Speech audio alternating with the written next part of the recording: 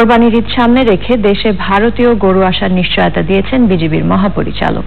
সীমান্ত এলাকায় চোরাচালান ও মাদক ব্যবসা বন্ধে হাঁস মুরগি পালন, সোলার প্যানেল সহ বিভিন্ন প্রকল্পের মাধ্যমে সীমান্ত এলাকাবাসীর জীবন মান উন্নয়নে প্রধানমন্ত্রী নির্দেশ দিয়েছেন বলেও জানান তিনি।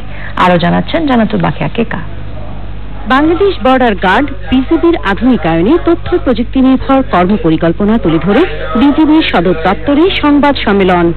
এতে বাহিনীর ভিশন 2041 ধরে সারা দেশে বিজিবির নতুন 3টি সেক্টর, 8টি ব্যাটালিয়ন স্থাপন এবং 4টি রিজার্ভ ব্যাটালিয়ন তৈরির পরিকল্পনার কথা জানান বিজিবি মহাপরিচালক।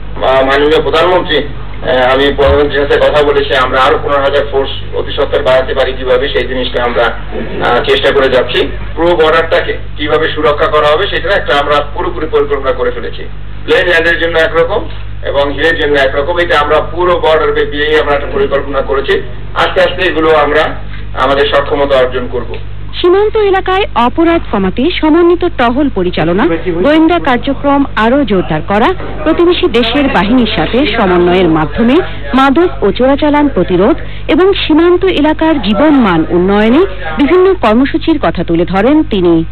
গরু ইন্ডিয়াতে গরু এক্সপোর্ট করতে হবে না, বা তাদের একটা সমস্যা আছে ওখানে, গরু তারা এই গরু দিয়ে কি করবে, জমা দিতে পারে না, ঘাস খাওয়ানোর সমস্যা, কাজে গরু আসবে, গরু কিন্তু ওদেরই দায় দেয়, ওরাই কিন্তু বেশি পাগল হবে আমাদের দেশে গরু পাঠানোর জন্য।